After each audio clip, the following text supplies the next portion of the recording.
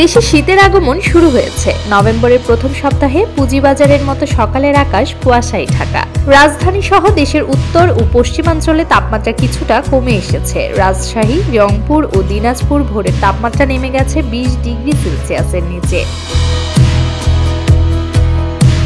সকাল সকালই হালকা কুয়াশা ঘেঁষে গেছে সড়ক, মাঠ আর নদীর পাড়।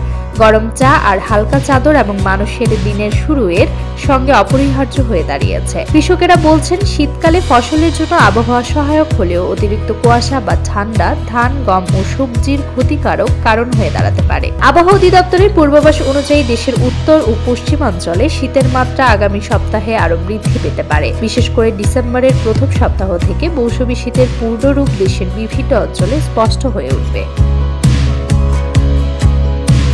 শহরাঞ্চলে নাগরিকরা মনে করছেন, শীতের আগমন তাদের দৈনন্দিন জীবনকে প্রভাবিত করছে। সকালে স্কুল, ক্লাসে যাওয়া, অফিসে যাওয়া এবং বাজারে কেনাকাটার সময় গরম কাপড়ের প্রয়োজনীয়তা বৃদ্ধি পেয়েছে। তবে অনেকেই বলছে, শীতের এই হালকা ঠান্ডা দিনের শুরুতে নতুন সতেজতা আনে।